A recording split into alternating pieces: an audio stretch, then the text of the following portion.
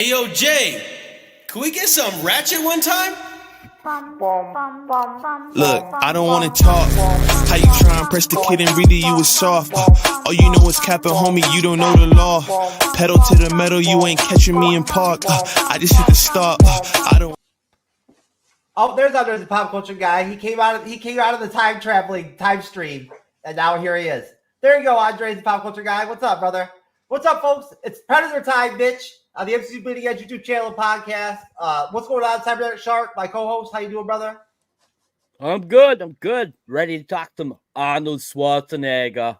Middle-aged Tim, your green screen or whatever, your avatar is looking good as usual. What's going on, brother? Thank you. I'm just happy to be be here, and I'm hoping to stick around and talk a little Predator. You could be the same age forever. With that, if you just since you don't show yourself on camera, you could actually just like not age in the podcast YouTube world. I have to do this because I'm the Highlander, man. I don't age, and people will figure it out. Then I have to go create a whole new persona again.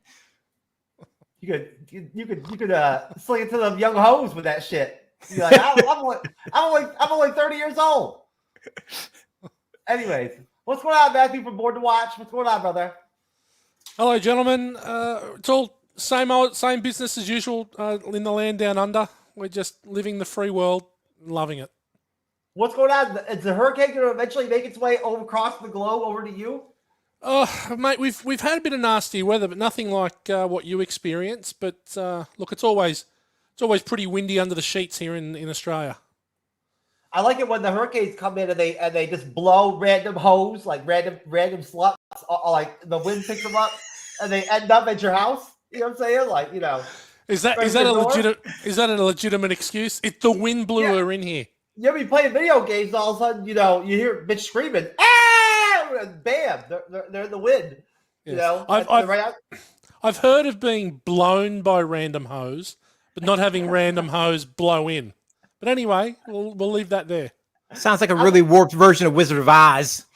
It does. What's up, Andre's the pop culture guy? What's up, sir? Very good. Excited to talk about Predator, one of the best films of all time. Oh, you ready for Predator? You ready for Predator, sir?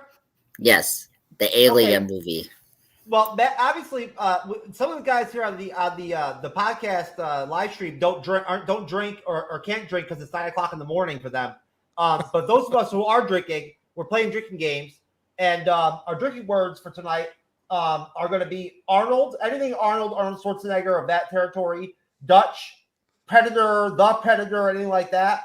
And then what do you think, Cyber? Give me another word or two. What do you think? Carl Weathers. And how about Carl Weathers? Yep. And how about jungle? Jungle. Ooh, jungle. All right, perfect. There you go. So, okay, the words are locked in. Andres, you got your water, brother? All right, good. You ready to rock and roll? Got your Gatorade? Okay, good. Got your coffee? All right. Drink coffee for me, Andres, the pop culture guy. So, all right. First question on the Predator. And I'll start off with middle-aged Tim, since this is his first time back with us for a long time. Give me your true life story with the Predator.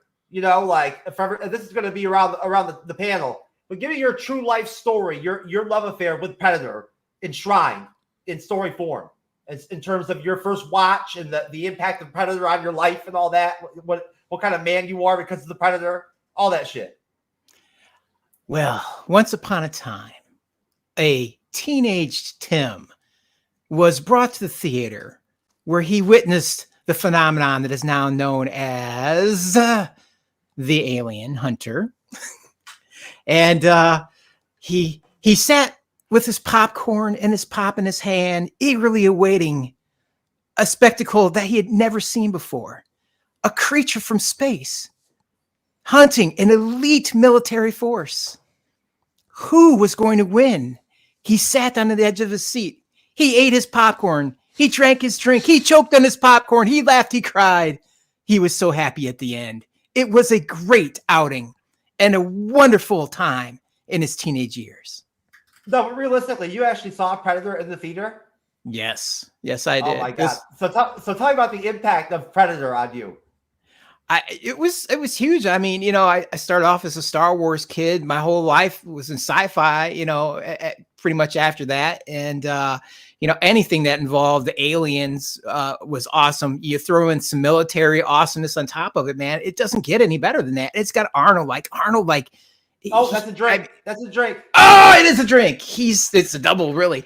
I mean, he's chiseled. He looks great. I mean, he's at his peak right now. He looks fantastic in this film. I mean, and every guy in this, it's just a testosterone packed, just mega military versus alien, throwdown. It just doesn't get any cooler than this. Not at all. I mean, it's got guns. It's got guys that are more muscular than I'll ever be in my entire life. More muscular than anybody I know in my entire life. It's just, it's awesome. And then you got this cool, alien guy who's using all kinds of cool futuristic, weapons and tech that he's using to hunt people down. It's just, it was such a cool concept to see that, because you've never seen any of that kind of stuff in a film before. So it was really cool to see it from his perspective too. It was really awesome. Like, you really don't see him a lot. You just see his perspective on what he's seeing while he's on the hunt. It was a really cool perspective. Okay, Matthew, what do you say, sir? Tell me about your true life story, the impact of Predator as a film for you. Oh, that's a drink on Predator too. Double drink. This is going to be difficult. Okay, so I guess for me, 87, I was 12 years of age. So it's right in those informative years. And Predator is actually the second movie that I ever pirated. Drink. Go ahead, Matt. So the first movie that I added to a pirate collection of VHS tapes was Aliens. And the second movie that I ever pirated was this film starring the great man. And I guess for me, it was a bit like Tim, where I was a Star Wars guy, but I also loved action. So to have that perfect mashup of sci-fi and action was just blew my fucking mind. And even today, I was watching it again this morning. It looks like it's made yesterday. It is so good. It is so timeless.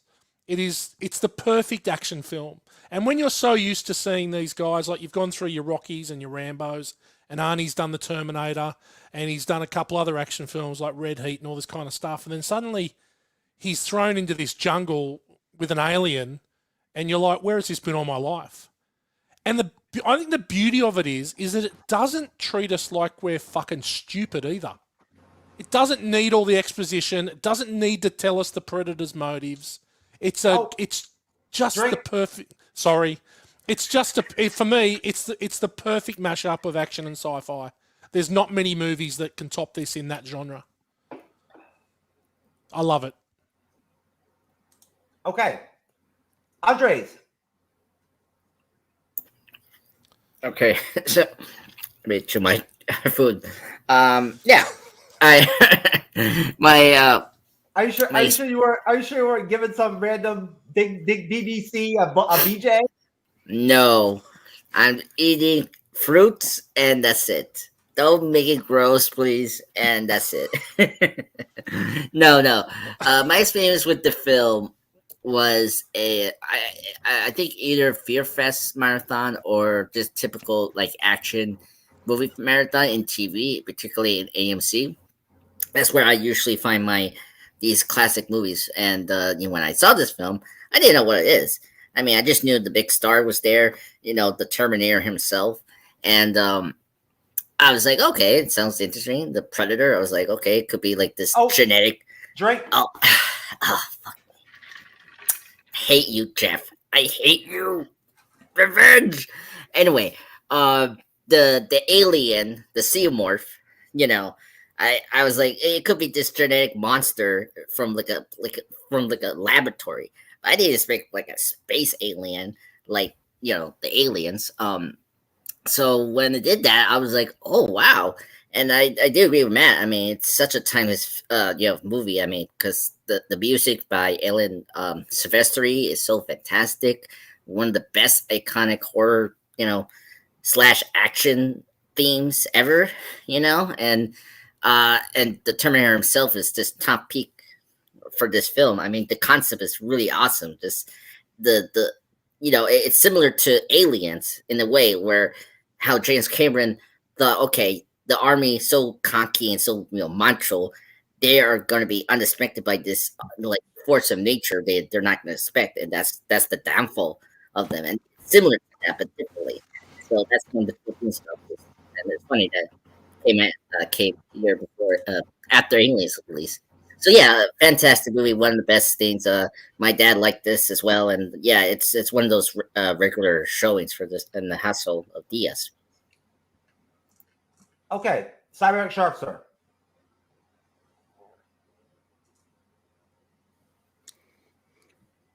All right, so the Alien movie we are discussing that came out in 1987 is one of those films that I remember when I first saw it. It definitely got me into wanting to watch more from its main star. And its main star, being still around the peak of his bodybuilding, he was, getting into film more by this point. He wasn't as, buff as he was, but he definitely still was kind of in his heyday of bodybuilding. And, I feel that physique of his really was very epitomous and very, a lot of guys that saw this film were like, oh my God, I want to look like him. So this film has so much that it has brought to so many different people over the years that has, made it a household name, made it a cult classic that takes, as Mr. Born to Watch has mentioned, the perfect blend of sci-fi and action works out really well. And the whole concept taking place, in the, this great wide area of the world, also plays a really great attribute to it as well, because, at by this point, I mean, a lot of films, a lot of city things were being destroyed. A lot of things happened in the city. And so this really, took it, I feel, in another direction, giving us more of a, out of the, city type of feel. So I think that this film, all in all, is really, made an impact on so many people over the years and has just become such a great film that when people mention certain people's names, they're like, oh, what comes to mind? This film, Red Heat, Terminator 2, Terminator 1, it just becomes that, it has just become that great of a film. And it's just a really well done film as well, as Matt has mentioned. And I've always enjoyed this film. I think it has a great cast. And overall, I think the impression it's put on me is, like I said before, it made me want to watch other films by these other actors, Carl Weathers and so forth. And, it's a drink. Yep.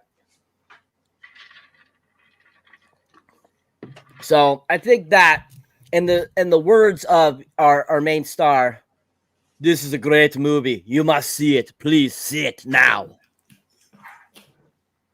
Well, I just want to say on my own behalf that I've seen this film was on rotation in my house when I was a kid in the 80s, like a little kid,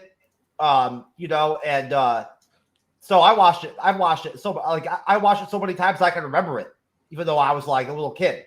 That's how many times we had it on in the house. It was on VHS in the house, in the house VHS, my parents' VHS. It was there to watch when I was a kid. So I watched it. I would grab that tape and bring it to my room and put it in my VHS and all that. I had one of those TVs that had the VHS underneath, on the TV. It was built in. You know what I mean? It's one of those small TVs. in my room. And I would just watch VHS all night when I was a kid. Like, I'd be up all night watching VHS movies. That's all I did was watch movies when I was a kid. But no, it's a classic movie. It definitely has a really awesome story and concept for a film. You know, that just doesn't it doesn't give up. It works really well. But so okay. I'm going to take a drink on this one, but Predator is a 1987 American science fiction action horror film directed by John McTiernan and written by brothers Jim and John Thomas. Mr. A stars as D. Schaefer, the leader of an elite paramilitary rescue team on a mission to save hostages in guerrilla-held territory in Central American rainforest, who encounter the deadly P-Man, Kevin Peter Hall, a skilled, technologically advanced extraterrestrial who stalks and hunts them down. Mr. W, Alpedia Carrillo, Bill Duke, Richard Chavez, Jesse Ventura, Sonny Landham, and Shane Black are supporting co-stars. Written in 1984 with the working title of Hunter, filming ran from March to June 86 with creature effects devised by Stan Winston and a budget of around $15 million. 20th Century Fox released the film on June 12, 1987 in the U.S., and it grossed $98 million worldwide. Initial reviews were mixed, but the film has since been considered a classic of the action and science fiction genres and one of the best films of the 1980s, and was nominated for an Academy Award for Best Visual Effects. Obviously, it launched the entire franchise, and it launched the comic books, and it launched all that, spawned off the movie. And is there anybody out there on the panel that actually has ever fucked with the any of the Alien comics or any of that kind of stuff, the other stuff other than the film? Because I have. The comics are good. They're good. All that Alien, Predator, Predator comic book stuff is pretty dope. There's some pretty good YouTube channels out there that just have content based off that sort of stuff. But Tim? How about you? Always wanted to read them. Kind of been on my radar. Never have gotten around to it, unfortunately. Okay. All right. So we got no comic book fans. Okay. So getting into the actual meat of the film, the introduction of the film, the plot from Wikipedia goes: in space, an extraterrestrial spacecraft deploys a shuttle to Earth. Wait a minute. Oh, strip it there for a minute. Where Vietnam War veteran Major Ellen D-Man Schaefer and his military rescue team, consisting of Mac, Poncho, Blaine, Billy, and Hawkins, are tasked with rescuing a foreign cabinet minister and his aide from communist insurgents in an unspecified Central American country. CIA officer Al Dillon, a Vietnam War buddy of Mr. D's, is assigned to accompany the team over Dutch's objections. En route, the team discovers the wreckage of a helicopter and 3 skinned corpses. Mr. D identifies them as Green Berets. He knew and became suspicious of Dillon's intentions. So the team reaches the guerrilla camp and witnesses the execution of a hostage. They mount an attack, killing most of the rebels and several Soviet intelligence officers. Mr. D confronts Dillon, who reveals their true mission was to stop a planned Soviet-backed invasion and that the CIA sent the Green Berets weeks earlier for the same mission. So I'll stop there. I'll go to you first, Cyber. What are your thoughts, sir, on the introduction of this awesome classic film? So the beginning of the film really kind of sets up what's to come.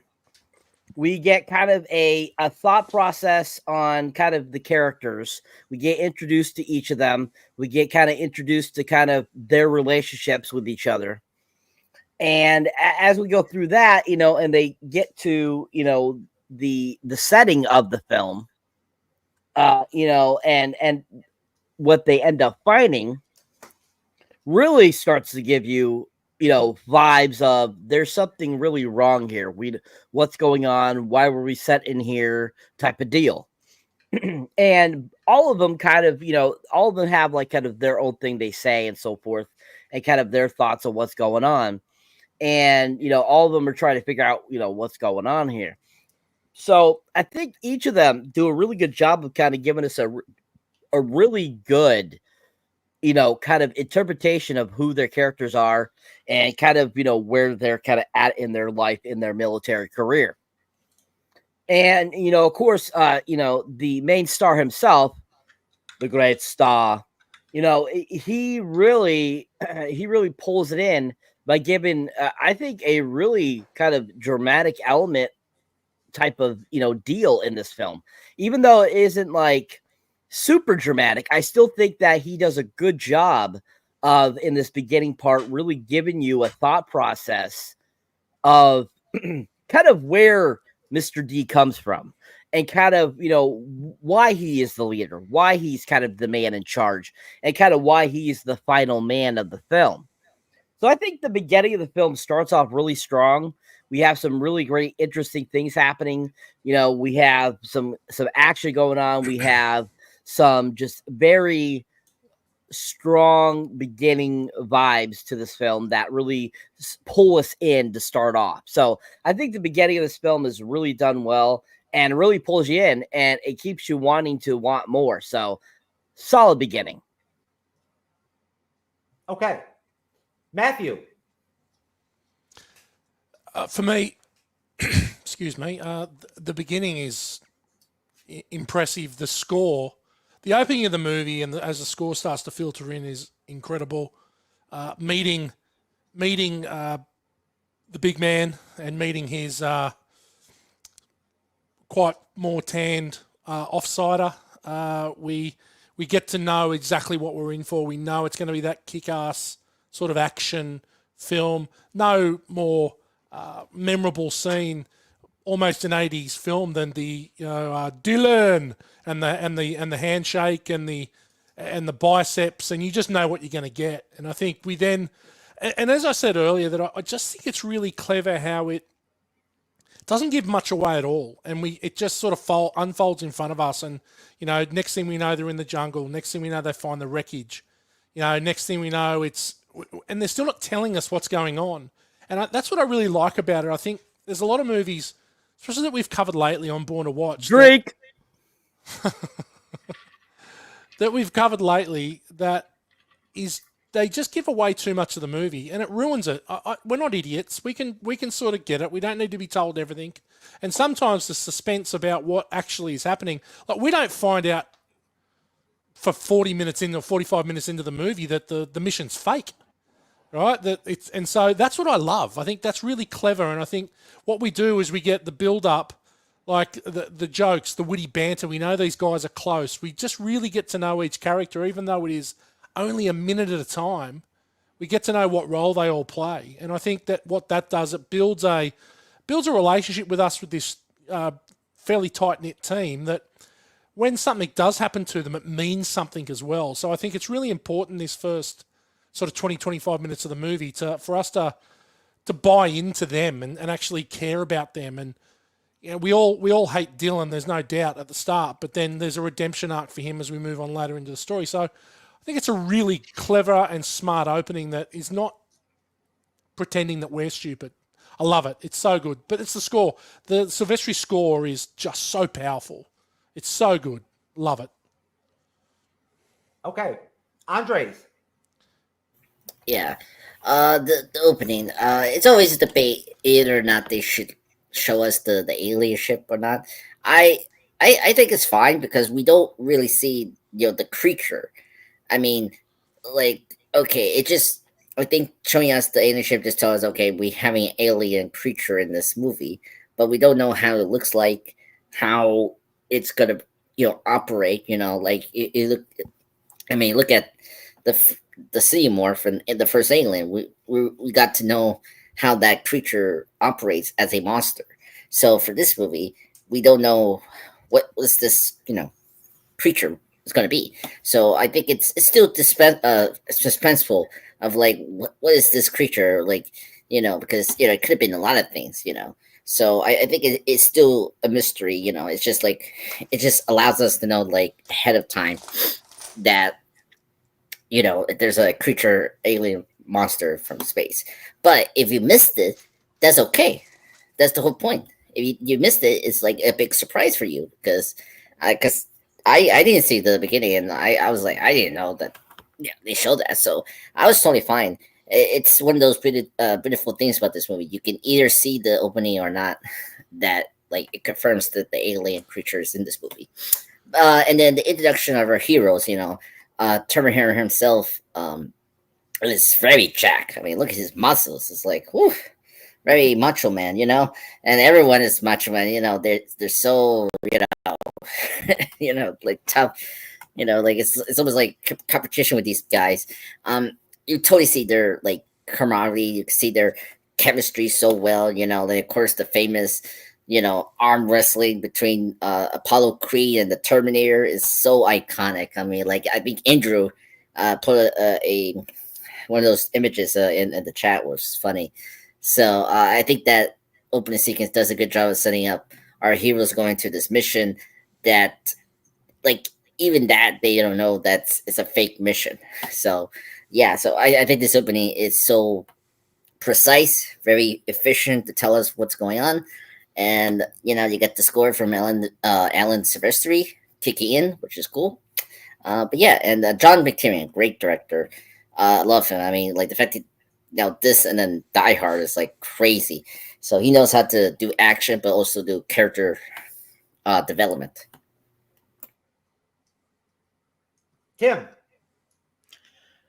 I think what makes the beginning of this movie so cool is that the director does it in a very minimal kind of way, but makes you buy into it as a whole. I mean, first he takes a bunch of guys. I mean, you got, Mr. Universe, you've got, Action Jackson there. You got Jesse the Body Ventura. You got Bill Duke. I mean, you got all these guys who are like literally action figures come to life. This is the ripped action figures that you see in the store shelf come to life on a movie screen. So it's just really cool to see that. And then, you got this camaraderie between these guys. Like there's not a lot of conversation going on in that helicopter, but everybody's kind of got their own look. They kind of got their own way of like carrying themselves. And you see that camaraderie in the most minimalist kind of way, but understand these guys have history. These guys, know each other. They are not only friends, but they work in this very cohesive unit effectively. They trust each other, and then you get to see them get to the location, the black ops site, basically on the the unmarked black helicopters, which is always it puts that air of this is some super secret CIA thing going on. Kind of sets that up. These are the guys that are recommended by Action Jackson to, be the guys that are going and do the impossible, to get this, quote unquote, exfil this, basically government official that has ended up on the wrong side of the tracks, and sells them on this whole plan. But he's got to go with them, which you're not happy about, which is kind of funny since they're friends, but they're like, whatever, we got to accept this, but we're going to take the mission because it's important, and they head out, back in the helicopters, they're heading out into the, into the the wet forest out there, and you watch these guys as they drop down when they hit the site. I mean, they do it in a very methodical, very well-oiled machine manner. They come off the helicopters down the lines. They spread out. They're working. They're working as they work their way through the jungle. They got the spaces, so it's not like 6 guys in a row that can be taken out with one shot kind of thing. So it's very cool to see that they actually trained as the actors themselves to be this cohesive military unit, and hand signals and their gestures and everything. And it's really awesome to see that. And then you get them a little ways into the jungle, and lo and behold, they come upon something that's completely unsettling, which is a bunch of skinned Green Berets. And then when they point out as they do it as Jim Hopper, he's like, oh my God, this is Jim Hopper, I know who he is. And we shouldn't get confused with Sheriff Jim Hopper from Stranger Things, but I believe that probably is where they got the name. But he's like, I knew this guy is Green Beret. What the hell are they doing out here? And then we've got basically Action Jackson's like, oh, no idea. So something's already up. Like, rebels don't skin people alive and hang them from trees. It just doesn't happen. So that's your first sign that this movie is not what it first appears to be. I mean, we all know that because of the title and the posters, but still, like, that's what gives away in this. Like, okay, this has already been kicked up a notch. This is more than what it appears to be, and we're in for a hell of a ride. Okay. So, moving on from the introduction of the film where we first started off with, the only surviving gorilla, Anna, is captured. Learning that more rebels are coming, the team chooses to trek to the extraction point. Unbeknownst to them, they are stalked by a creature employing a cloaking device and thermal imaging technology. But a spooked Billy glimpses it, creating a situation where Anna attempts an escape. Hawkins catches her, but the creature attacks and kills him while sparing Anna. Mr. D organizes a search party, but Blaine is killed by the creature's plasma cannon. Enraged, Mac provokes everyone to blindly fire their weapons into the jungle, unknowingly wounding the creature. As it administers first aid to itself, the commandos regroup and realize that they are being hunted. Drink!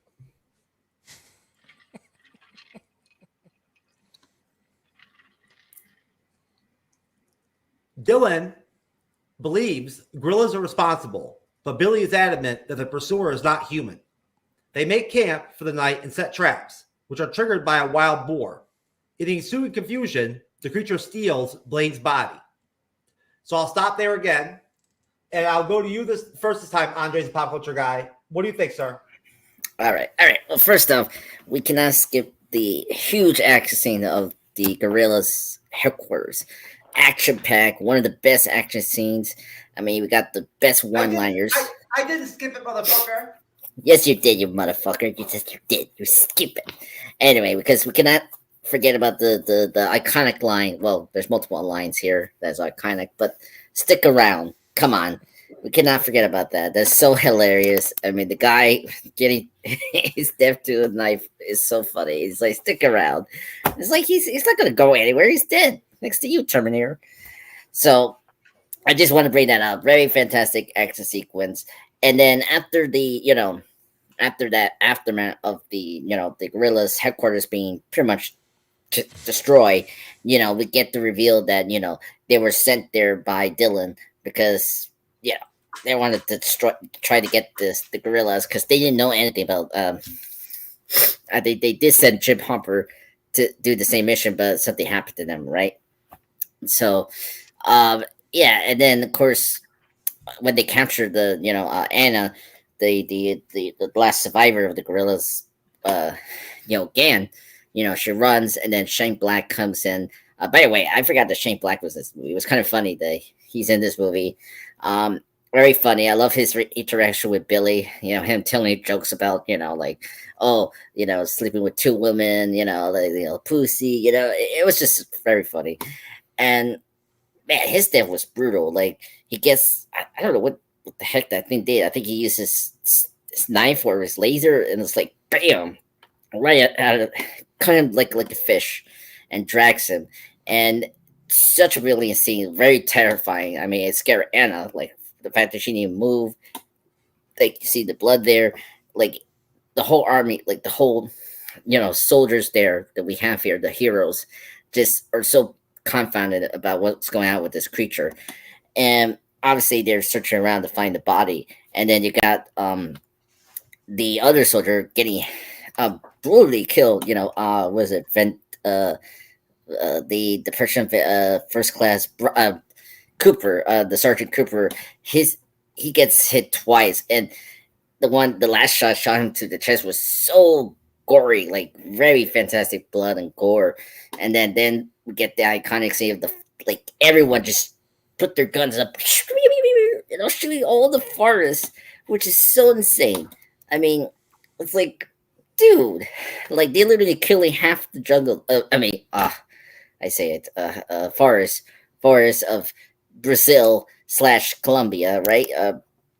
Just showing it, and Mac is it's so sad because he lost his friend, and then obviously we see the creature get hit, just one time, which is crazy. And yeah, just like, oh my god, what's going on here? It's just like so spectacular. After everyone's just done shooting the forest, and Brazil, they they just calm down, start to set up like a fortress for them to sleep before they head out to go into the chopper. But yeah, so overall, that sequence fantastic, great action. I mean, great horror sequence. I have to say this, it's not only action film, it's a horror film. Right away, I'm like totally tense about what this creature is doing. The special effects is spectacular. I don't know. Did you guys seen the original design of the creature? Because that's something I didn't know. Like recently, that they actually had another design before this one that Stan Winston created, and I'm kind of glad they had this design because, I mean, the other design is okay, but I don't think it could have worked like this one. So I think that's one of the great things about Stan Winston. He was so good at creating the creatures for every director, and this was great. But so yeah, fantastic sequence. All right, Tim. Yeah, I have to agree with Andres that the attack sequence was good. That's where we get our highest body count. It was very typical 80s action sequence. A lot of explosions, a lot of gunfire without anybody ever needing to reload their gun ever. I mean, this is the quintessential 80s, like no magazine ever runs out of bullets. So, I enjoyed that thoroughly. That's our highest body count. We get as I used earlier, the stick around, quote from Arnold. Oh, it's drink the governor. Which I guess he did that because that knife was so damn heavy that they gave him. He didn't want to carry it, so they threw it at that guy and left it sticking in him so he wouldn't have to carry it the rest of the movie, which I thought was kind of funny. It's a good way to get rid of a prop you don't want anymore. And then it's pretty interesting.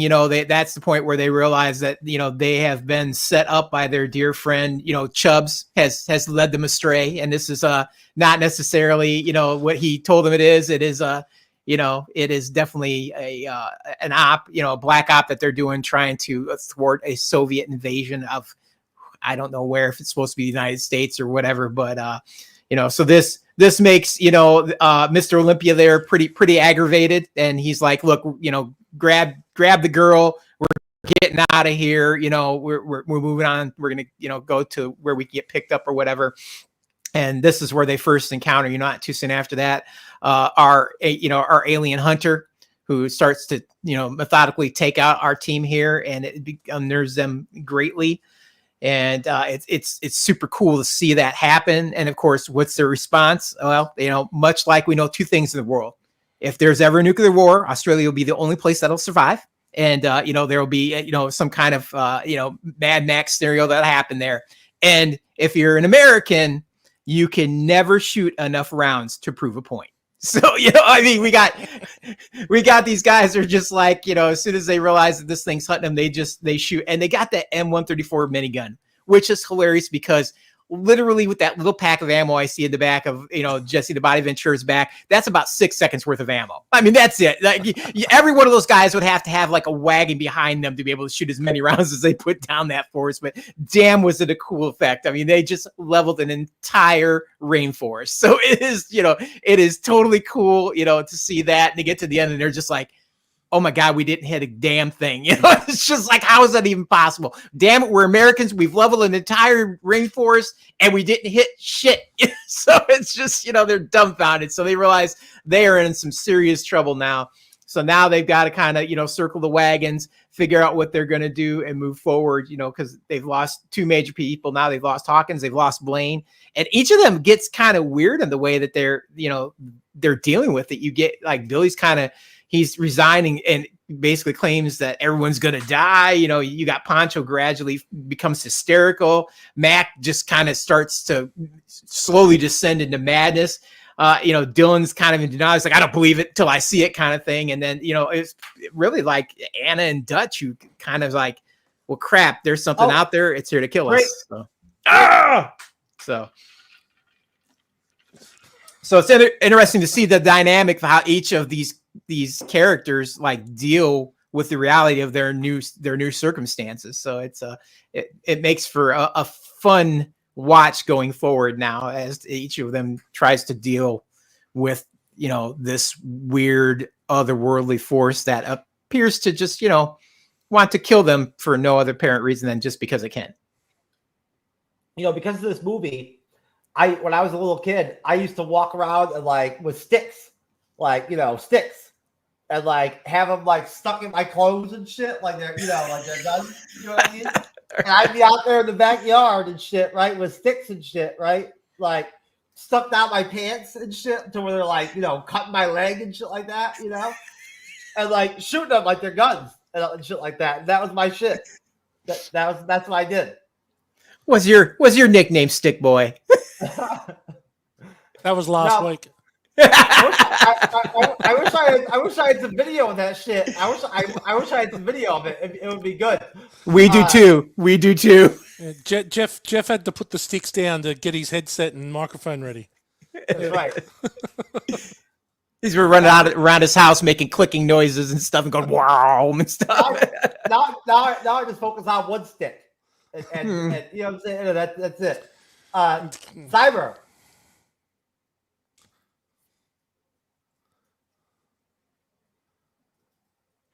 Okie dokie. All right, so this section of the film, this is where we really start to get the heaviest action and really starts to really draw you in by this action. Getting you ready for the ultimate outcome of this film. And I think that this part really, that sequence where the gorillas are all taken out and they're like, everything's shooting and they're barely shooting anything is absolutely hilarious, I feel. As Tim was mentioning, just like basically taking down a giant rainforest and not hitting a thing, it definitely you would think that, with all that rounds, you think something would have been hit. But this whole sequence, it just really gets action packed here to give you really kind of all the action really in one spot, which I thought was kind of an interesting take by John McAteer. I think that he really, took some of the kind of the previous stuff he's done in his previous films and really decided to do a very climactic action sequence, like kind of in the middle of the film. And I think it really helped draw people back in because if you think about it, leading up to this point, it was kind of, there was a little action going on. There was dialogue going on, but really like getting to the alien creature itself, you don't know much about it. You don't really get to see it very much. You might see a little infrared going on.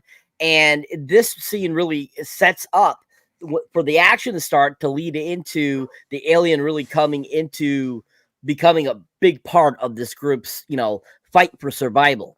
And so I think that they do a really good job action-wise and story-wise here, giving us this really fantastic, kind of mid-action scene to really boost our morale again, to really get us back in the film. And I thought they did a good job.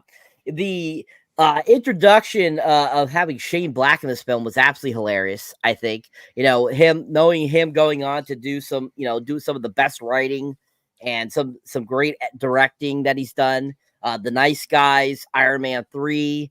He has done so many great things. It's funny to see him as an actor because there's so many of these, directors that's how they started out. They started out as actors and ended up basically becoming, directors that they are, the writers that they're known for. Same thing with Paul Feig. If you know what he's done, like The Heat, Jackpot, he just recently did, Twist of Fate and stuff like that. Like he started out as an actor. One of his first films was Heavyweights. So it's funny seeing Shane Black as an actor versus what I've come to love his writing and his directing. So it was so fun realizing many, many years later that was him in this film. I had no idea that was him until I think maybe a couple of years ago I realized that. So I thought that was pretty funny. But this all-star cast, I mean, Carl Weathers, Jesse Ventura, Sonny Lanham. Drake. You know, it's such a great cast. All of them have provided so many great things, Bill Dukes and so forth. And even the actress that plays the surviving gorilla, I think she does a really good job in this sequence too as well. I think she plays a really good asset to the crew, and you know, really helps kind of draw the alien out basically. And you know, I think another great thing to kind of pop out there that nobody's mentioned is that the original person that was supposed to play the alien was originally Jean-Claude Van Damme. He actually was originally set and was on set and everything to play the character. He was going to be playing a ninja type of action kind of star alien creature, but with his only 5'9", 5'8" demeanor compared to these 6 foot tall and taller actors, they just didn't feel it would fit right for this supposed menacing alien that they were taking on. So that's why they brought in Kevin Hall, because he was 7'2". And also Kevin Hall played the xenomorph in Alien back in '79.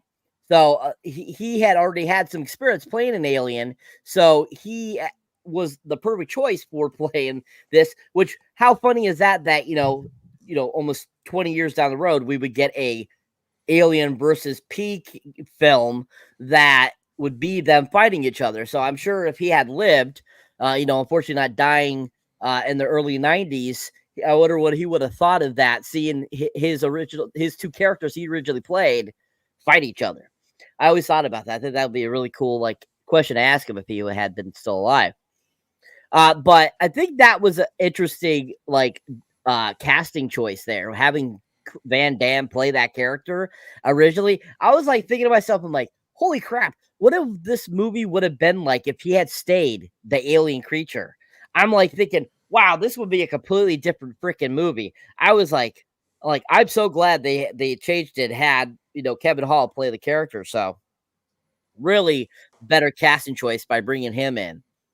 But great sequence, great part, really gets you more into the movie, get you ready for fighting the alien more, getting to see the alien more, and just really draws the story to a great point and giving us a really great and lots of great action.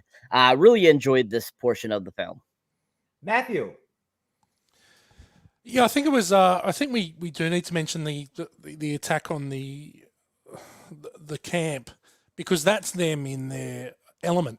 That's this band of heroes that are in their element, and it just shows how fine a line it is between being comfortable and uncomfortable. And the minute that something becomes they're out of their comfort zone, you know, shit starts to go south for them. You know, once the body count starts to tally up, once they realise that this is something that is not human, that it's this beast. Once, you know, the mystic Native American starts talking about, you know, this is not human, and he can sense it, and you know, it becomes, they are so far out of their element. The only person that holds his cool really is the Terminator. And that's because he's a cybernetic machine himself. So it's a great. I think it's such a great part of the movie, because we've had all this set up. We start to care for these people. We see them at their very best, and then we're going to see them at their very worst before the hero then succeeds in the end. And I think that the deaths are great. Like, you don't expect it. The death of Blaine is all time, when Jesse's chest just gets blown out. And then as the bodies start to disappear, I think that's really cool. I think that there's, you know, we can laugh and talk about the endless ammo in the jungle. Now, apparently that was a set. They actually could not shoot that in the jungle. They moved onto a set. They made it into a jungle. They had all these plants put in there, and then it just became a shooting gallery. And let's be honest, how much fun would that have been? Just stand there with 1,000 bullets plus and just blaze away. The other thing is that minigun, it must weigh like a metric ton. I don't know how he's getting around the jungle with this thing strapped to his back. And it must weigh so fucking much. You remember, these things are strapped on the side of Black Hawk helicopters, and he's just carrying around like he's, you know, he's the he's Captain Freedom out of Running Man. But look, it's such a pivotal part of the movie because it flips the script, and we're so used to seeing the Terminator as the Terminator being the hunter, but it was so good seeing him as the hunted and seeing him have to sort of react to being as the boys from Middle Age Movie Podcast said, a bad hair, great tits. He became Sarah Connor, and he's on the run, and he's got to think for himself. So I think that, look, I love it. It's such a good part of the movie, and it's really just laying the groundwork for shit really to go south, and for the ultimate ending, which is great. Okay. Matt, I'd like to answer your question too, real quick. As an American, I would love to shoot that minigun through a forest like that for a minute straight. Yeah, everyone. I think everyone becomes Texan in that moment in time. It's like, just give it to me. I've been to so much fun. I've been to a gun show in Texas. They sell them at the gun shows. I swear I've seen them at a gun show there before. That's my next question. When you were a kid, what was your favorite Predator gun? Like, which character had your favorite gun in Predator, Matthew? Do you know, I was actually thinking that as I watched it this morning, and the gun that I love the most is the Terminator's M16 with the grenade launcher underneath. I think it's almost like a M16 on steroids. It doesn't seem like a normal M16. It's like it's been custom made for him, and the blast that comes out from the gun is so fucking good. I love it. I think it's probably the only one I could carry as well. Like, I'm not going to go the pussy twin Uzis that Action Jackson's got. Like, I need something with a bit of heft. Oh, those are horrible guns. Those are actually like MP5s, and I've shot one of those before. Not a good gun. Unless you're going to hold the trigger until that magazine's empty. If you try just like feathering that trigger, it jams up every time. So you've picked the right gun, sir. Well done. Okay. Yes. Okay. Thank you. Doesn't Billy have an M16 too? Does it hit one too? Yeah, Billy does as well, but not as hefty. Not as hefty as the D-Man's. He's got a shotgun. A shotgun mounted under his. Yeah, he's got a shotgun. Right. Yeah, that's pretty cool. That's really cool, man. The shotgun. That's That cool. is cool. That is cool. Tim, what's your favorite?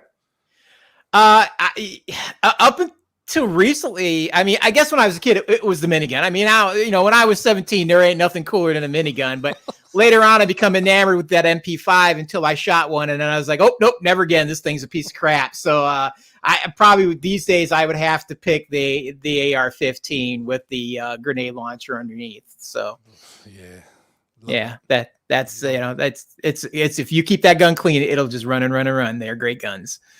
Andres.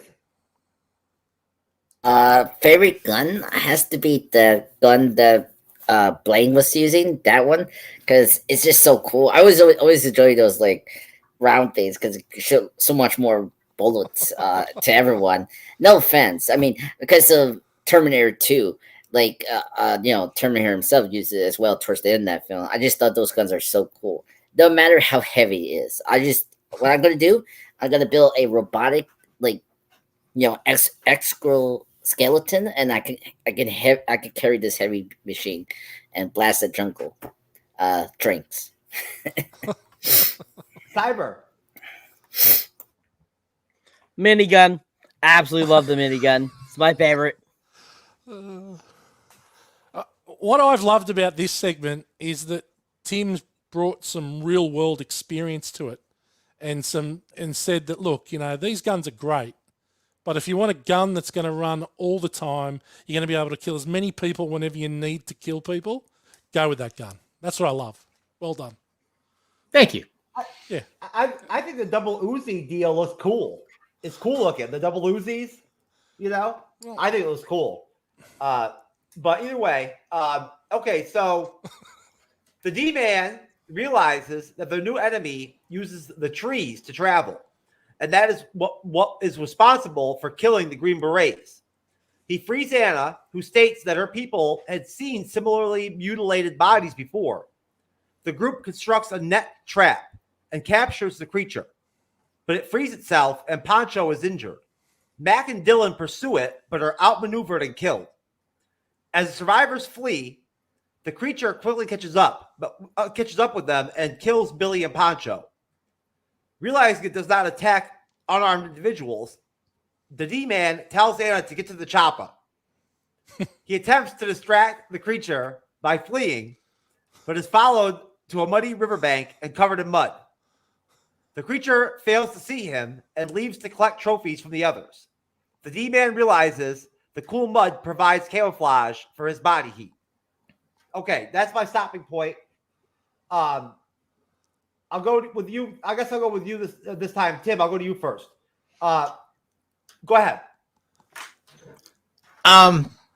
Yeah, I mean, yeah, there's a lot of carnage that happens there. We lose a lot of guys really quickly, but I think one of the coolest moments out of all of them, it's got to be Billy's. I mean, that whole thing where, you know, they're like, look, we got to get the hell out of here. And he gets on that tree trunk and he just turns around, he drops everything. And man, he just goes, it's almost such a symbolic Native American movie. It's like, okay, screw the guns, screw everything else. It's me, my bare chest, my medicine pouch.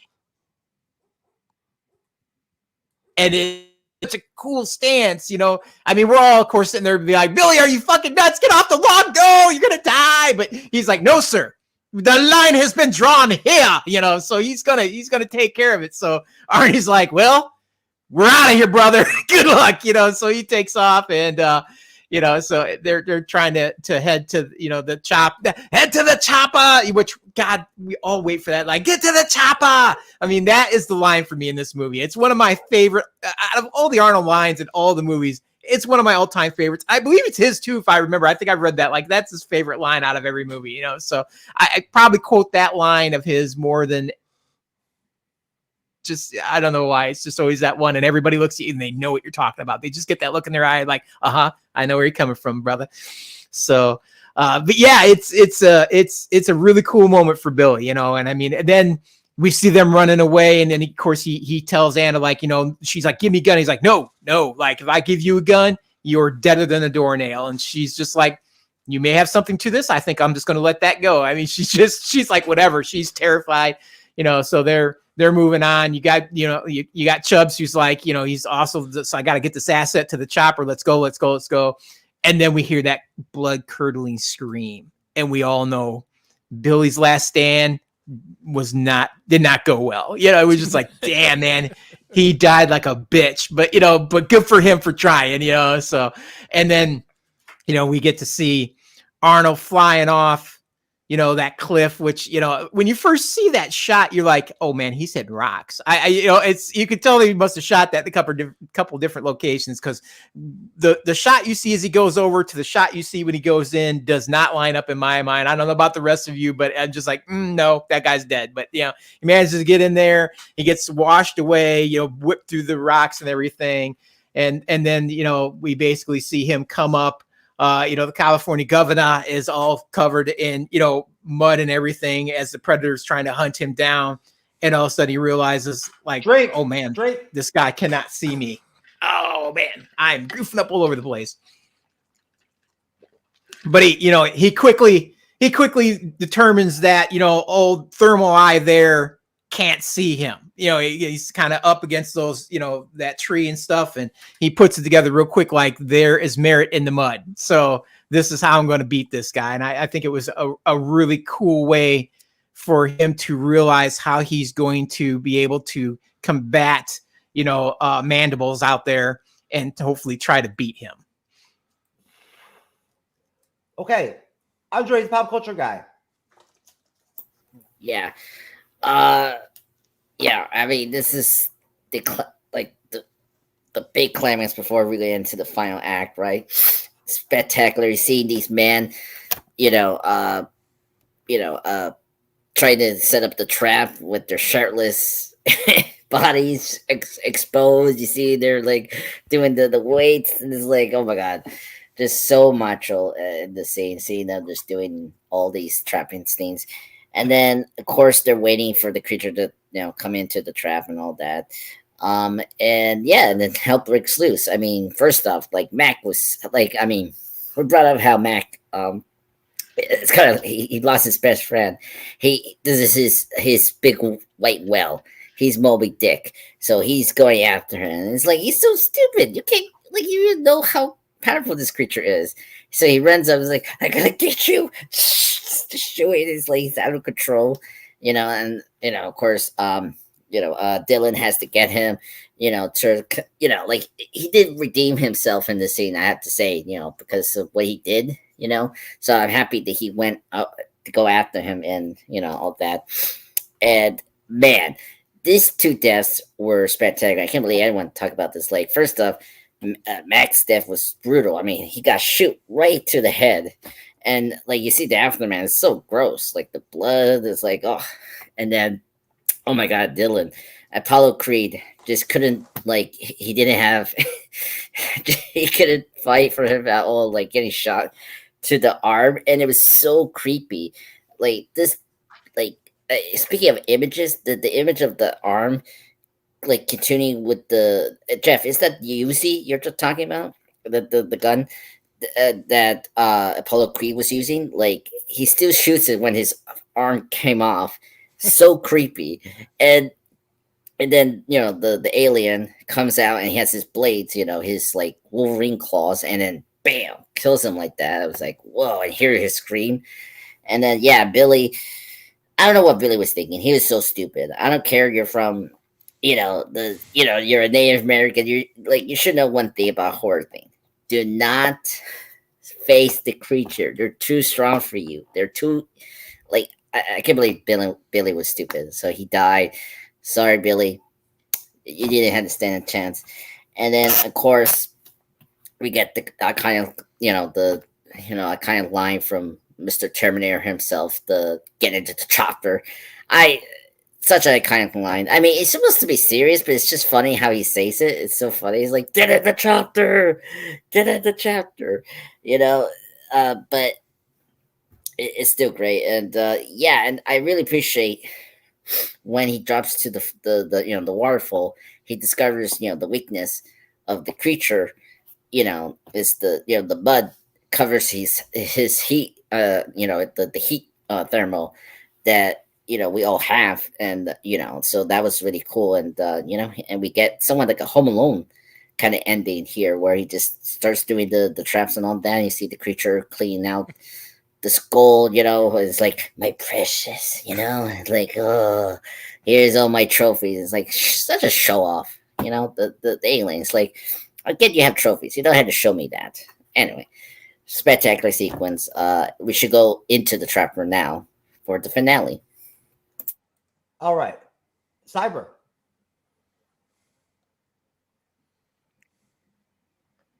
All right, so basically at this point of the film, we're definitely 100% realize that there's some alien creature hanging out and killing people, and basically the surviving guys are trying to figure out how to eradicate this problem.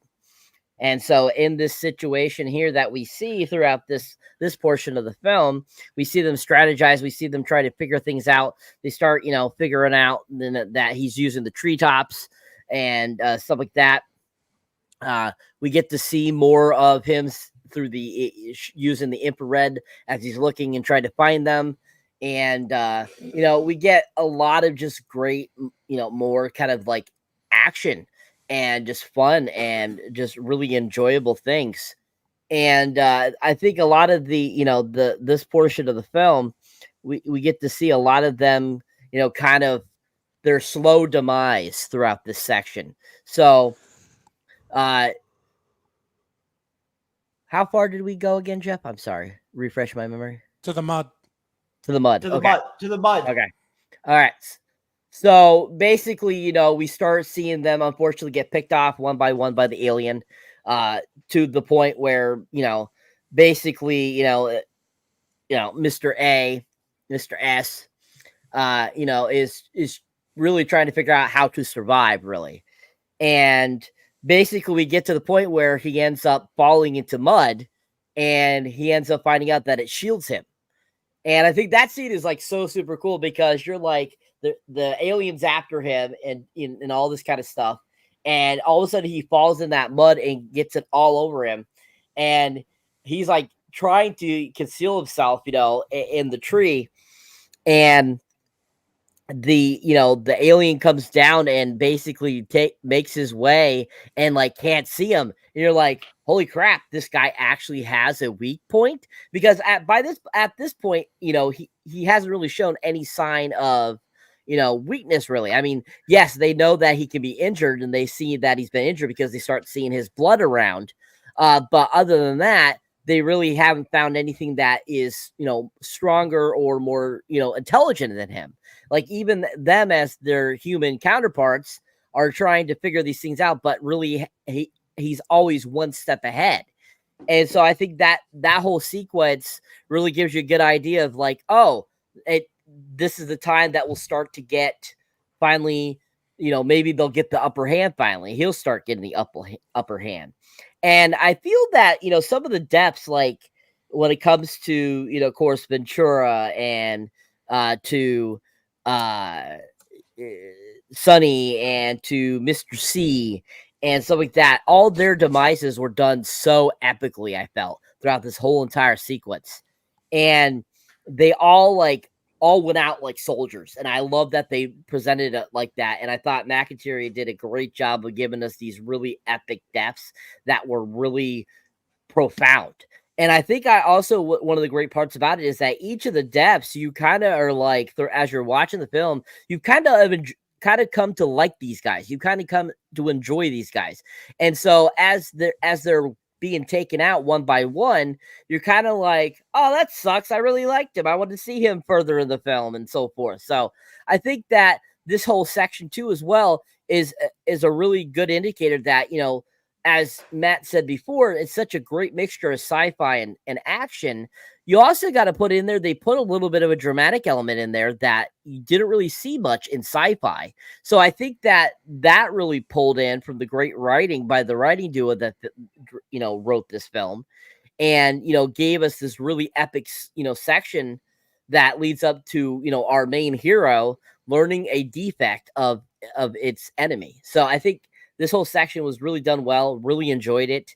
And I think it's a great prelude to what's to come. Matthew. Yeah.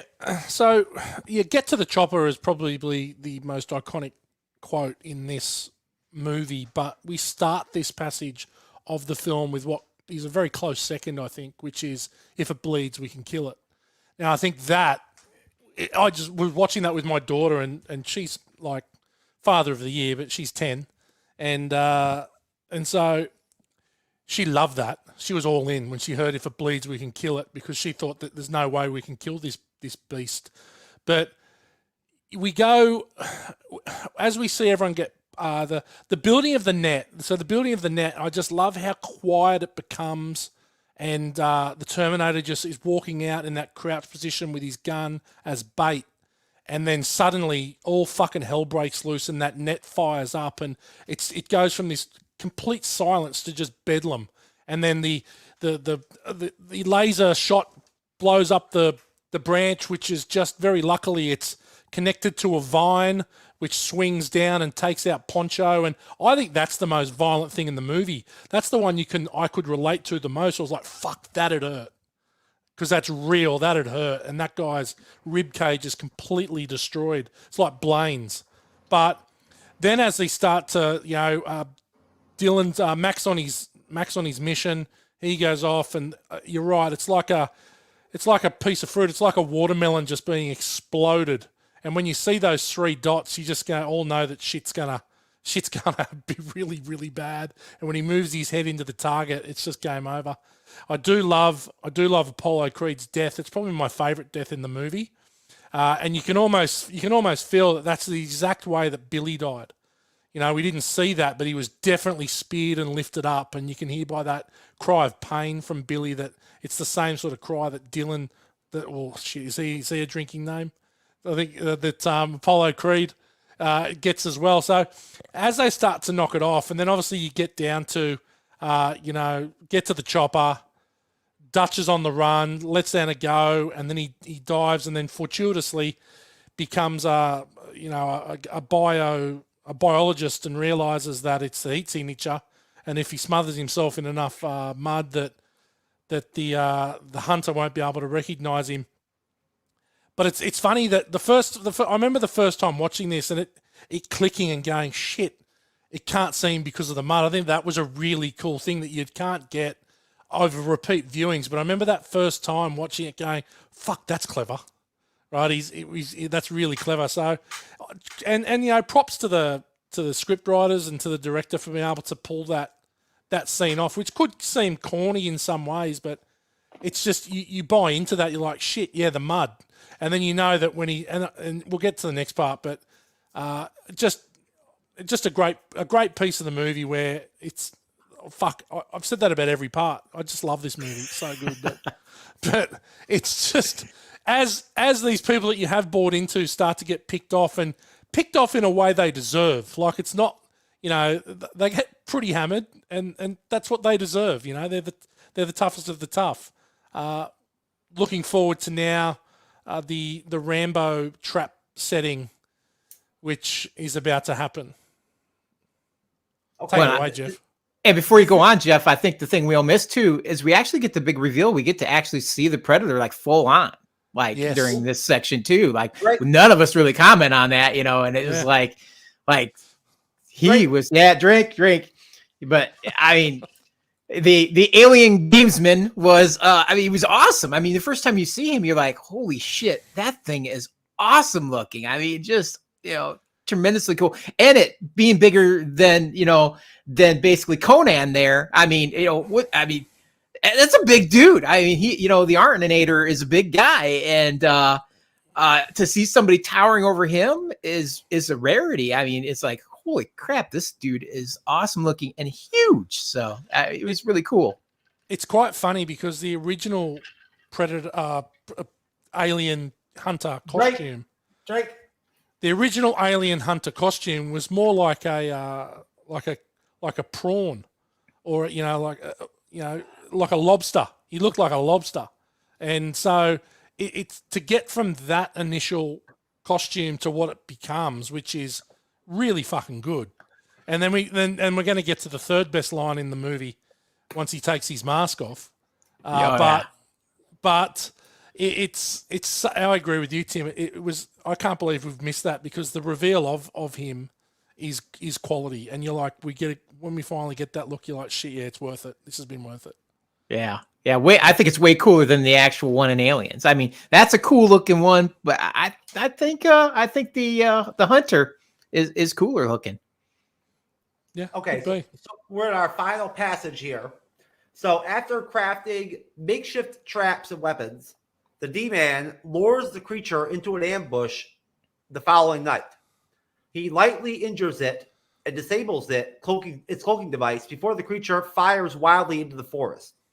Trying to escape, the D-Man accidentally falls into the river, where the water dissolves his muddy camouflage. As the creature corners the D-Man, it removes its mask and plasma cannon to fight him hand to hand, having deemed him a worthy opponent. Easily overpowered, the D-Man attempts to goad the creature into a booby trap. However, the creature discovers the trap and goes around it. But the D-Man triggers the trap's counterweight, crushing the creature. The D-Man realizes that the creature has been mortally wounded and decides to mercy kill it, but first asks the creature what it is, to which the creature surprisingly repeats the question back to him. The creature then activates a self-destruct device, initiating Billy's laugh as if it counts down. Upon realizing what it has done, the D-Man runs away and barely escapes the massive explosion. As dawn breaks, the D-Man is rescued by the extraction helicopter with Anna already safely on board, though he is left visibly traumatized by the experience. Matthew, start us off. Okay. There's so many, when you actually go back and you start to really look into this movie, there are so many rip-offs of Rambo in this movie. So you've got the knife, the big knife, the Rambo knife. You've got all the setting the traps. But I love it. It's so good. The setting the makeshift traps is such a good part. I love it in a movie when we do this, when we stop and we're planning. I just think it's really cool. I think that moment when, and obviously he's now got he's made his own spears with bombs, and like the Terminator he's a master of his craft, and being able to develop these weapons on the go and disable the Predator, the cloaking device, so that they can sort of fight one-on-one is great. Sorry. The minute he falls into the river, I think this is as good as when he finds the mud, when his superpower gets taken away from him. As an audience, you're like, oh fuck, you know what that means when he falls into the river, that he's going to lose the mud. And it wouldn't be an 80s action film without, let's fight mano a mano. It's a bit like Commando, where he, I want to stick you with the blade, John. I'm going to stick you with the blade, John. And he's like, let's fight one-on-one and let off some steam, Bennett. It was lining up for that. So it was, never drop your weapon. Just kill the fucker. Like, the alien hunter should have just blasted him away. Who gives a fuck about worthiness? When it's life and death, just end it, right? So, but he lures him into his little trap, which by some miracle the Predator's able to see and feel the punji sticks, and decides that that's not the way to go. I did love the falling tree. It's so visceral, and we can relate to that. And that shit, this alien is stuffed. He's not going to get out of that. But then the self-destruct, which is his final play, and Billy's laugh, which is amazing, coming out of the Predator, is so freaking good. I've also missed he obviously takes the mask off to reveal, you're one ugly motherfucker. So that's probably the third best line in the film. But then at the end, the explosion, which looks thermonuclear to me. Look, I'm not Einstein and I'm not Oppenheimer, but it looks thermonuclear. And he's 80 meters away from him. And just because he jumps, what did he hide behind? A lead tree stump? I don't know. But how he survives that explosion is beyond me. And it made me laugh here that it says, as dawn breaks, Dutch is rescued by the extraction helicopter with Anna already safely on board. Though he is left visibly traumatized by the experience. No fucking shit. Mate, he's not only visibly traumatized, this guy's getting so much PTSD payment from the military for the rest of his life. He's not going to war again, which is why we never see him again. He can't do it. He's not doing it anymore. He survived a thermonuclear explosion. He survived an alien hunter that all his men got killed. And the only person that survives is Anna and him. Nah, he's not working ever again. He's on a pension for the rest of his life. Done. Love it. Best movie ever. Go Predator.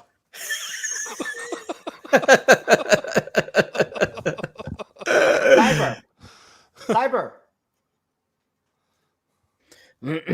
So first off, Drake. Secondly, get to the chopper. Anyways, so the conclusion of the film is really great. We have the great ambush sequence and this kind of like final battle between Mr. A and Mr. P. Well done. A and P. And basically they battled out really royally, and it's so awesome. The mud plays a huge crucial factor in this sequence. The whole thing that Mr. A puts together to ambush him is just really done well too. I think that it looks really fantastic. It works really well, and it's totally something I would see you being able to make.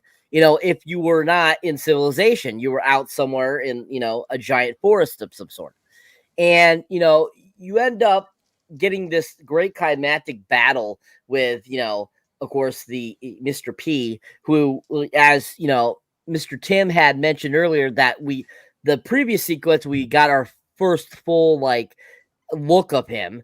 And so at this point, we just get to basically see him all the time, which is really great because we get to see the presence of, we get to see the prowess, how big he is. You know, Kevin Hall being 7'2", he was humongous, he was huge, and you know, he just looked so menacing and so badass. And you're kind of rooting for, you know, Mr. P a little bit because you're like, yeah, take on, you know, Mr. A, take him on, you know, and at the same time, you're rooting for Mr. A going, take him on, take him on. So it's kind of one of those, like, it's kind of those, you know, it's kind of those win-win situations where you're kind of like, you know, I want him, Mr. A, to win, but at the same time, I kind of want to see Mr. P kind of win type of deal because they're just both so awesome. And so, you know, once again, going back to that line, get to the chopper. You know, it was one of those greatest lines, I think, in the film. One of my favorite lines, because I think out of all the lines of the film, that one definitely is the one that I feel people, you know, always say. They always reference that line. They always, you know, bring it into some sort of like comical approach when they're talking about this film and that sort. So I think that get him to the chopper is one of the best lines in that film. And, you know, it's just one of those great films, too, that, you know, is a great combination of both sci-fi and action. And I think that the climactic, you know, conclusion, as Mr. Matt had mentioned, Mr. PTSD now, most definitely he's going to be, for hundreds of years, I think, being paid PTSD payments for having to deal with that, especially because they find out, of course, that, you know, this was not the, you know, what they were supposed to be going in for. This was a completely different situation. And having this alien hostile have to, you know, basically killing off all of his team, like, I think that would make anybody have PTSD, I feel. So I think overall, I think that look he gave at the end after he gets into the chopper is definitely worth what he dealt with in this whole situation. And so, you know, climactic, great ending, great film, really well done, really enjoyable. Amazing action sci-fi film that is a super huge cult classic that I always enjoy watching, always a fun to watch. And I think it's one of, you know, drink here, people. Arnold Schwarzenegger is one of his best fucking films, you know, of all time. I feel that he is just so badass in this film and did such a great job. Hands down, great film. If you have not seen it, highly recommend check it out. I gotta get a drink, and I'll take a drink when I get a drink. All right, Andre's pop culture guy. Yeah. Yeah. What else would to say about this finale? This finale is spectacular, awesome. Yeah, it's crazy how this movie, the conceit of this film was from these writers thinking it'll be kind of cool to see Rambo versus an alien. That's basically what you got here, and you've seen Terminator versus an alien, which is spectacular. I mean, again, the action's well staged. The creature is just doing all his, you know, alien things. You know, I mean, first off, showing, like, we get this huge, you know, when, you know, of course, Terminator is hiding with, you know, now camouflage, and of course the alien doesn't see where he's, you know, so he just randomly shoots at the forest, which is hilarious. Like, we get another spectacular scene where a person shooting at, you know, a forest of Brazil and just causing a lot of damage at all with those trees and all that. Poor creatures in those trees. But anyway, yeah, it's true. Like, come on, like the squirrels or like those like snakes, and like they're dying here from this like atomic blast from this alien creature from outer space. Yeah, and then of course see, you know, the creature's face, which is hairless. But I was my mom was with me for that finale. It was very funny when, you know, the Terminator was coming out from the water.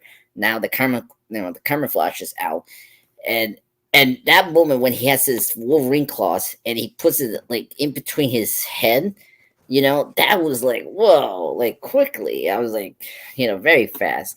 And, you know, grabbing the Terminator to the neck is really, crazy. And yeah, that face reveal was so cool. I like how slow build it was. Like you see like him pulling out these plugs that like had the air. And then of course you get the iconic line, you're one ugly motherfucker, which is very true. I mean, I think he's kind of cute. I think he's not ugly. I mean, come on. I think the most ugliest creature is the alien from the Cinemorphs. I mean, they're ugly. I mean, this guy's has teeth, has eyes. So whatever. He's racist, Terminator. You're very racist. Anyway, that's why he doesn't like you. So would you have sex with it? Would you have sex with a predator, Andres? If it's female, yes, I will do whatever I can to nature my legacy as a Time Lord. Well, now we know Andres is turned on by mandibles. Yeah. I mean, he has great dreadlocks.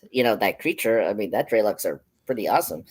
Yes, I will have sexual encounter with aliens, no matter what. I mean, like if you've seen Species, it's out of.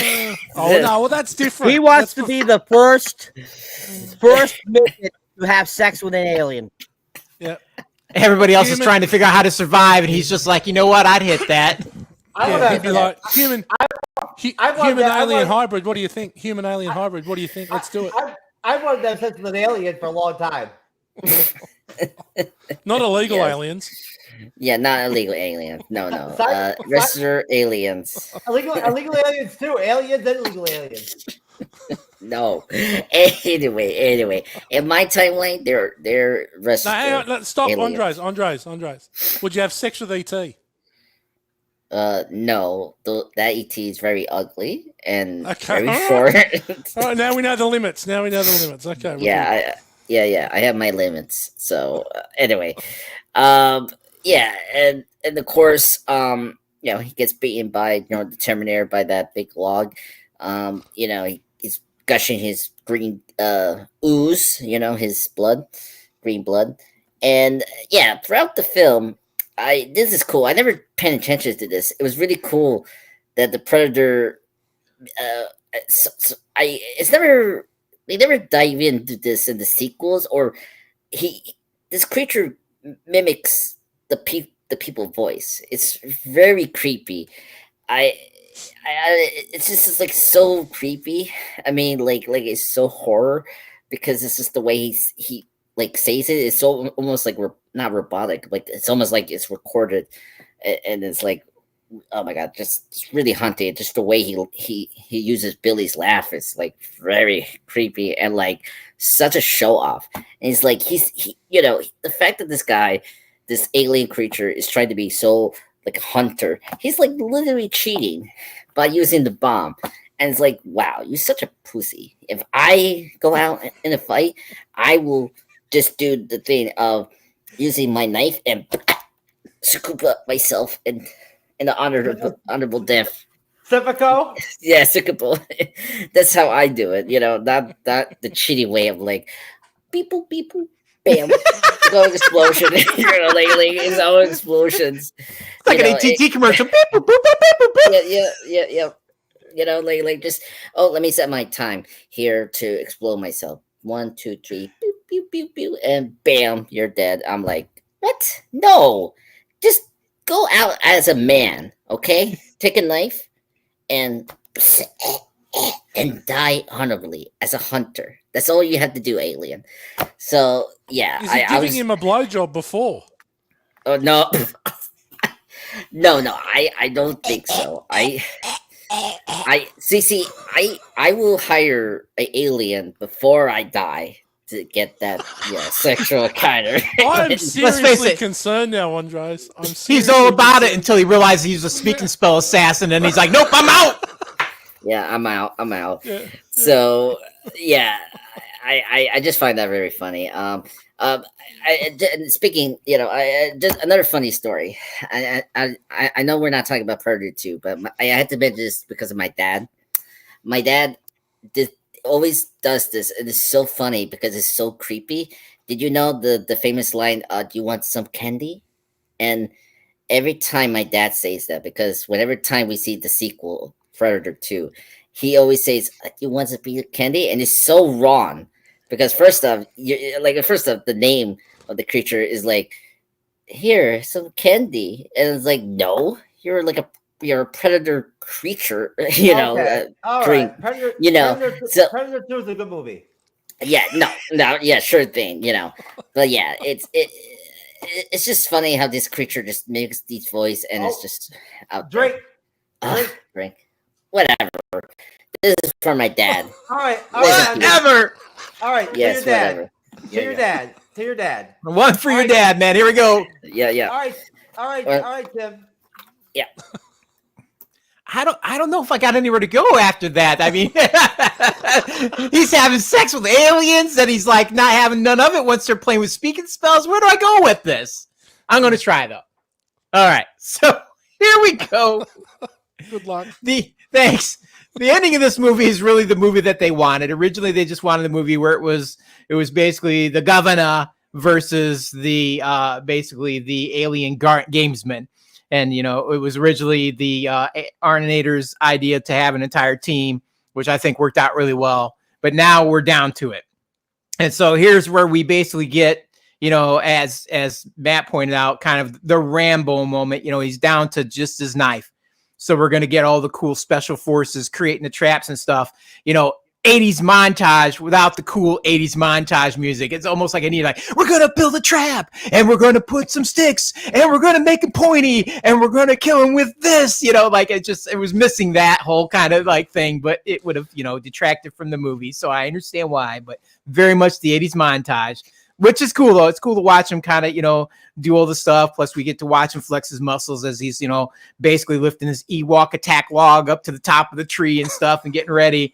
So it's very cool. And then he gives out his call, his war call, to let basically to let Mandibles know, I'm ready for you. Let's do this thing. So, and, we get him kind of coming in, trying to discover basically where our commando is. And what does he do? But he does, he tries to draw first blood, not Rambo first blood, but alien first blood, and what happens? Well, our alien's been in the States just a little too long. Well, not the States, but Earth a little too long. He goes a little native and he starts blowing up the entire jungle too, just like they did earlier on, only with his laser gun. So, which I thought was kind of funny that he kind of does the same thing they did earlier. He's just shooting randomly everywhere, blowing up trees and stuff, trying to hit him because he's like, what the hell? I can't see this guy. All of a sudden, I'm feeling a little inept, so I'm going to overdo it like an American with a lot of firepower, and it didn't work for him. So then we get the, kind of the battle ensues. They're shooting back and forth. They're playing this cat and mouse game, and it goes on for quite a while, and it's a cool scene to see. Then you finally get, the governor ends up in the water. He loses his cloaking ability for the, basically for our thermal eye alien to see him again. But what happens? He's like, no, you've been the most worthy guy I've found on this planet. So we're going to throw down, much like Matt showed. You got to have the classic throwdown. So what does he do? He's, I'm going to take off my gun. I'm going to take all this stuff off. He did everything short of giving him the alien speech of this is how I'm going to kill you. That was the only thing that was missing here was the bad guy of this is how it's going to happen. Taunting scene, but it's cool because we get to watch him take off the gear and then he takes off the face mask, which is cool because we finally get to see Mandibles' face, which you didn't think this creature could get any cooler. Well, we were all wrong, and that's the point where Andres falls in love. Very fuckable. Very, very fuckable. He's like, yep, I could hit that, So I'm going to try to fill in what he missed because he was so enamored. I'm sure he just forgot about how some of this worked. So now we're, going to get down to a little Roman Greco wrestling. I'm sure you missed that, but that's happened. They're going to fight each other and stuff. They go back and forth, and he starts throwing Arnold around like he's a rag doll. Let's all drink.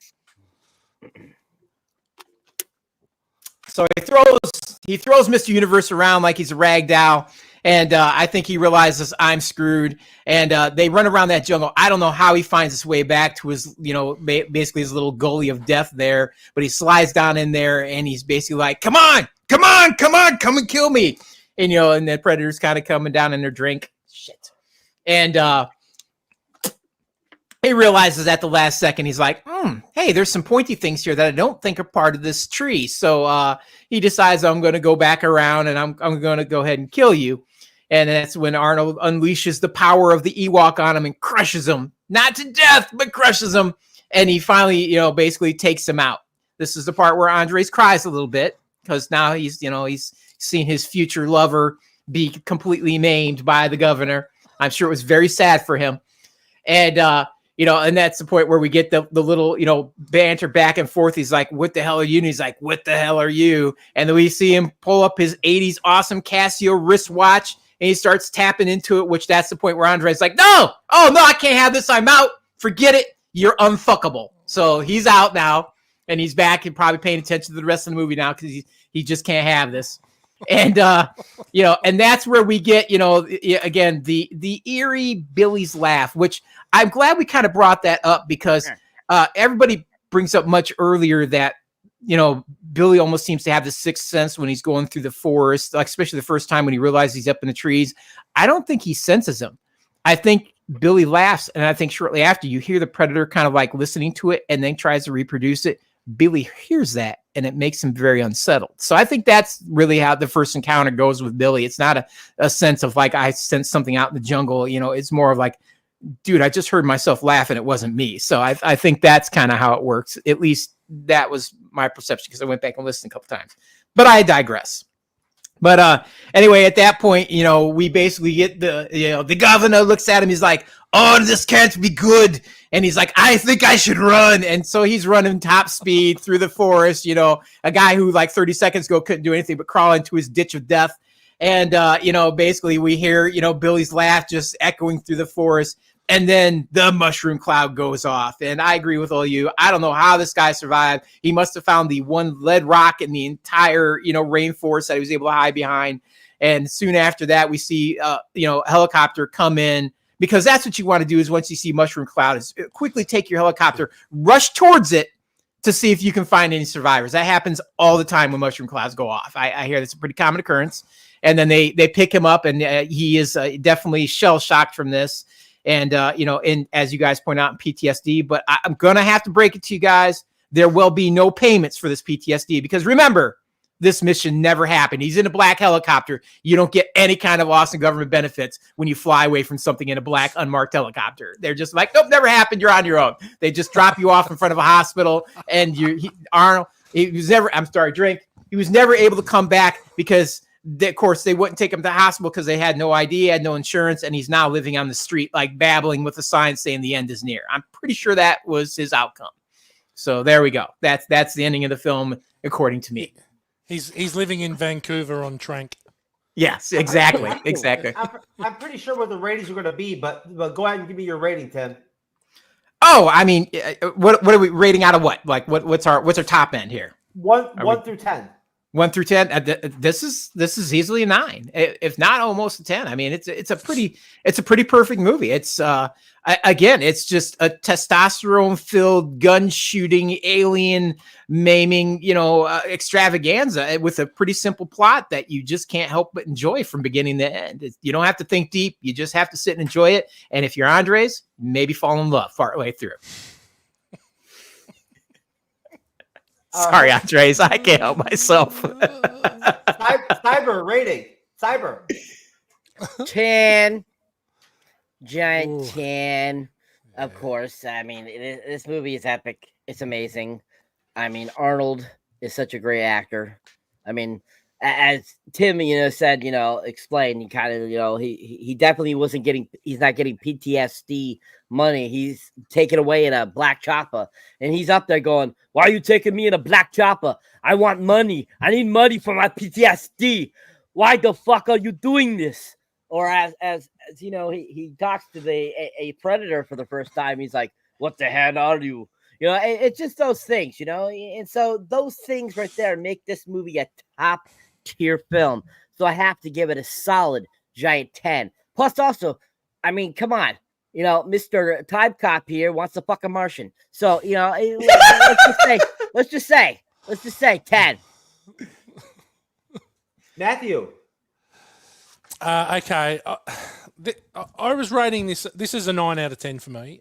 I love this movie. If you don't know already, after an hour and 39 minutes of me dribbling on about it, but I'm going to increase the rating to a 9.5. I'm going to give 0.5 to the incredible intergalactic love story that we have going on here. And what I'm concerned about, Tim, is that it was not Billy did not hear his laugh coming back at him. What he heard was a young Andres in the jungles of Bolivia saying, well, it's not going to suck itself. Right? And all of a sudden, Billy was very concerned about what was going on out there in the jungle. So this gets 9.5 intergalactic love stories from me. Matt, you convinced me. I'm changing mine to a 9.5 as well. There we go. Andres. I'm sorry. I can't talk anymore. I'm so sorry. 10 is a 10 out of 10 because well, first, the 10 out of 10, I think Matt totally nailed it. It was actually me making noises during the time Billy heard the predator saying something. That was me, but it went a little more deeper than that. But anyway, it was a great climax. I had to say that. Anyway. Wow. Clever. Boom, tish. Yes. It's very well done. But Andres, where does it end up on the heart scale? Out of 10 hearts, where do you put it? Yeah, it's a 10 out of 10. I love this movie. It's one of the best action horror movies and love stories, I guess. And, you know, it's better. It's better than Nightbook. It's better than Notebook. It's better than whatever Nicholas Spark novel. It's the best romance movie I've ever seen. I love it. Great action. Yes, it's great movie. But I want to say thank you for James Cameron, because without him, the Aliens director, because he's the one that suggested the alien design for Stan Winston to do the mantles. So I want to thank James Cameron for that, because I mean, again, that retro design was really bad. Also, fun trivia. You know who voiced the Predator? Anyone? Just I guess. If not, I will say it. It's anyone? Oh, okay. So it's Optimus Prime. Pierre Collin voiced the Predator. I was looking at the trivia today, and I was like, oh my god, Optimus Prime voiced the Predator. So that was cool. And I wanted to clarify something. I like female alien creatures. Just make that very clear. So no one will make the mistake of a male alien. No.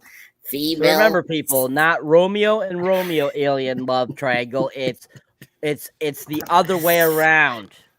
Yeah. How do you know? It's Juliet.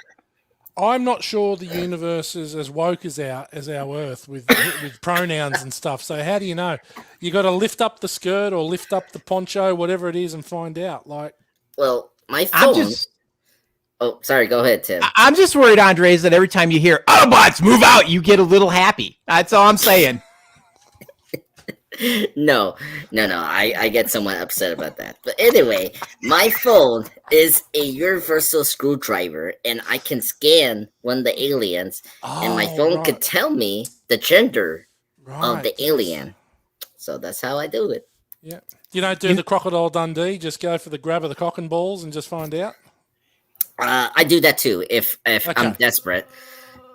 I would.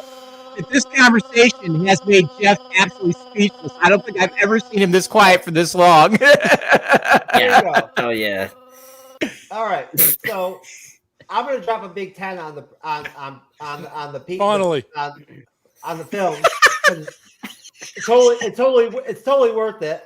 And that's our review of the film. So let's start off our plugs with Mr. Tim himself. Tim, tell us what's going on over by Man Reviews. All right. You can listen to me as well as my fellow podcasters, Matt and Joey, on the Middle Age Movie Reviews podcast. Our podcast is available on YouTube, Amazon, Spotify, Apple Podcasts, and Podchaser. We're on Facebook and X at Man Reviews, or check out our Middle Age Movie Reviews Facebook group for exclusive posts, info, and to be part of the movie conversations. You guys should definitely go out and check us out. We talk about movies from 1,001 movies you should watch before you die. So we hit a little bit of everything. Old movies, new movies, movies you probably never even heard of that you might want to watch after we talk about it, or you might hate because we talked about it way too long. Okay. Very nice. Good job. All right. Matthew, Born to Watch. What's going on with Born to Watch? Oh, busy as always at Born to Watch, the movie podcast where we don't take ourselves or the movies too seriously. We're finding our way or picking our way through the movies that changed our lives. And if you want to see just how ugly we are in the flesh, you can watch us on YouTube.